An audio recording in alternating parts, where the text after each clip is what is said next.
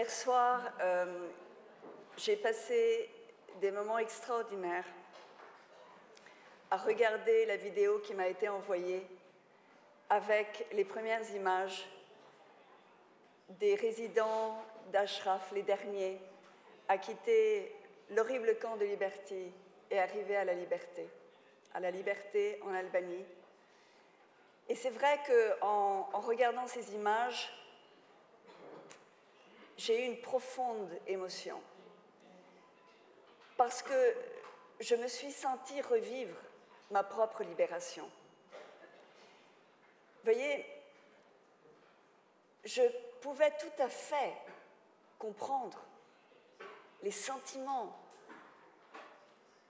souvent très contradictoires de ces hommes et de ces femmes qui arrivaient dans ce monde tellement espéré, tellement extraordinaire, le monde de la liberté, et en même temps l'incertitude, l'angoisse de se dire « et maintenant, qu'est-ce qui nous attend ?» Mais plus que ces émotions qui, je dois confesser, m'ont fait pleurer hier soir, parce que, évidemment, je revivais ma propre vie. Je revivais d'autant plus ma propre vie que, durant toutes ces années où je vous accompagne, je me suis, main dans la main, promenée avec beaucoup d'entre vous dans les pays d'Europe, en Allemagne, en Suisse, en Angleterre, évidemment ici en France, pour faire comprendre, pour défendre, pour expliquer, pour obtenir le soutien de beaucoup de gens dont nous avions besoin pour que ce miracle d'aujourd'hui soit possible. Et c'est là que j'ai rencontré ces familles, les enfants, les frères, les sœurs, les parents de ceux qui étaient dans le camp Liberty. Et chaque fois que je les embrassais,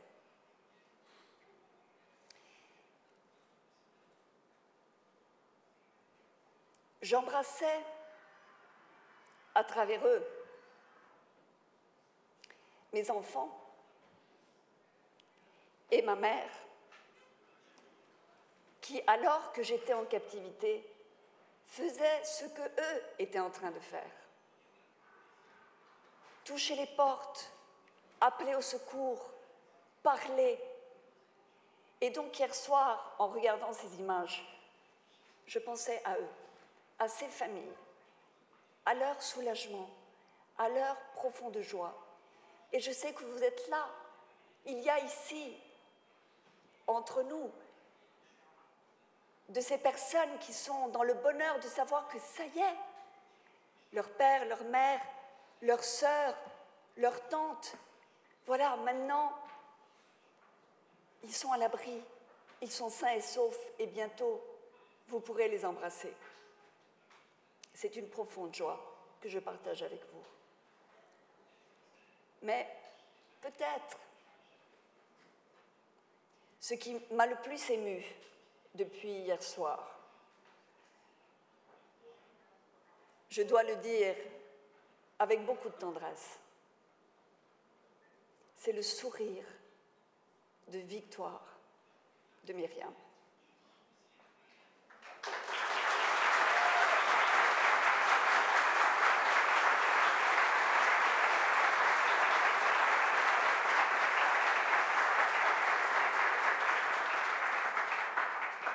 Comme Alejo l'a très bien dit, Myriam, c'est aussi ma présidente. C'est notre présidente.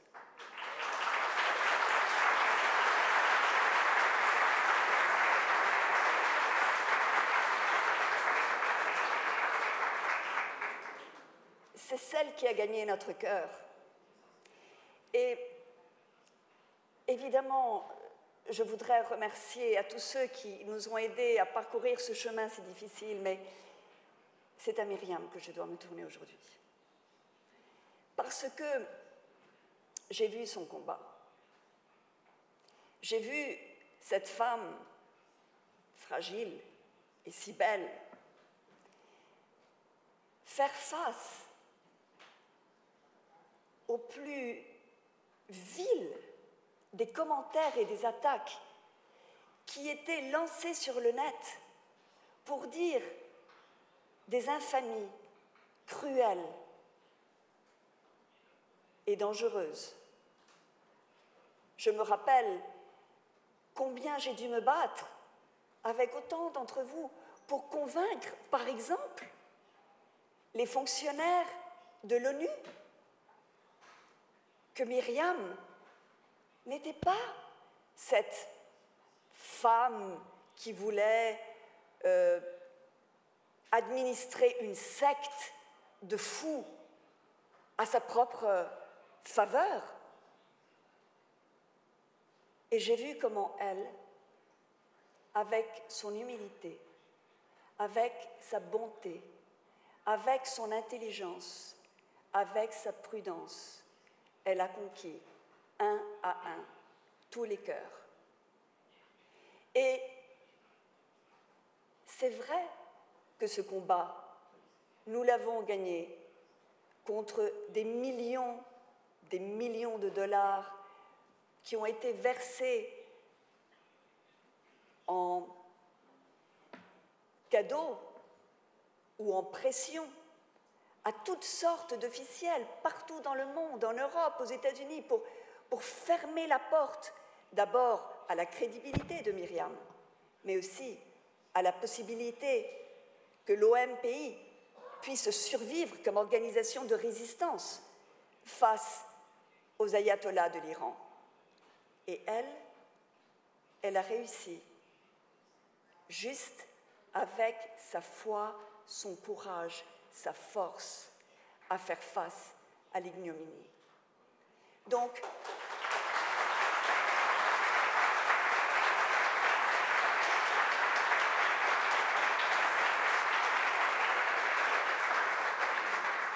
quand j'ai vu le sourire de Myriam, que nous avons tous vu, et qui nous a chauffé le cœur, j'avais en contraste ces larmes, quand pendant tellement d'années, nous avons vu dans les screens, dans les écrans, nous tous réunis, les images des horreurs qu'ont subi les résidents d'abord d'Ashraf lorsqu'ils sont arrivés la nuit avec des chars, avec des mitrailleuses, avec des haut-parleurs, pour les chasser comme on chasse des lapins, et qu'on les voyait se cachant, même sous les tables et les planchers du camp, pour survivre à une attaque qui était une attaque de haine, une attaque de vengeance, une attaque faite dans le mensonge, en disant en plus que c'était en réponse à une attaque des Ashrafiens. Rappelons-nous, c'était ces images d'hommes et de femmes ensanglantés qui sont morts dans les bras de leurs amis parce qu'on leur a interdit d'être portés à un hôpital. Rappelons-nous les nuits, mais quand je dis rappelons-nous, hier encore, lorsque nous savions que les derniers allaient sortir du camp Liberty et que notre cœur palpitait en croisant les doigts, en priant Dieu pour que le régime d'Iran ne réussisse pas à envoyer une dernière bombe, à organiser un dernier événement pour empêcher que les derniers d'Ashraf puissent arriver à la véritable liberté. Et ça, c'est Myriam. C'est son combat et c'est sa victoire. Parce que si hier et avant-hier, et il y a un mois, et il y a un an, soudain la communauté internationale a commencé à comprendre ce qu'était le combat des moudjahidines du peuple, c'est grâce à elle. Si le département américain, qui, rappelez-vous, avait fait des pieds et des mains pour empêcher que la justice américaine puisse enlever et exiger que l'OMPI soit retiré de la liste des terroristes, eh bien, c'est ce même département d'État qui, hier, prenait les mesures, dans son intelligence et dans son expérience, pour obtenir que nos frères et sœurs d'Ashraf arrivent sains et saufs en Albanie. Et ça, ce changement, c'est plus qu'un changement de politique. C'est un changement de cœur. Et ça, c'est l'œuvre de Myriam Radjavi.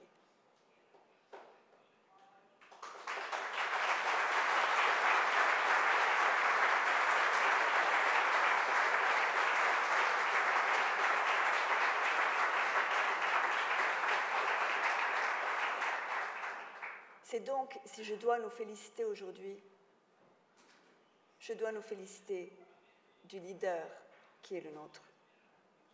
Parce que ce combat n'est pas seulement le combat des Iraniens et n'est pas seulement le combat des moudjahidines du peuple. Ce combat, c'est le combat des Français et des Françaises qui ont été victimes des terrorismes ici en France, et des Belges et des Allemands, et de tous ceux qui, en Syrie et dans le Moyen-Orient, doivent se battre contre la folie meurtrière du fondamentalisme islamique. Et que Myriam Radjavi est la seule à montrer en ce moment le véritable visage d'un islam respectueux des droits de l'homme, d'un islam qu'elle a qualifié de façon extraordinaire en disant que c'était l'islam de l'émancipation et de la compassion. Et c'est à cet islam-là que nous devons faire appel, partout dans le monde, car c'est en unissant les cœurs de ceux qui faisons de la vérité, de l'humanité, de la générosité, de l'amour, la force de notre vie. C'est tous ensemble, et nous sommes la majorité dans le monde. Nous sommes la majorité dans le monde. Je suis convaincue que nous sommes la majorité dans le monde. Eh bien, c'est cette majorité silencieuse mais puissante qui va aider Myriam à rendre la liberté, la dignité et l'amour au peuple iranien. Merci Myriam.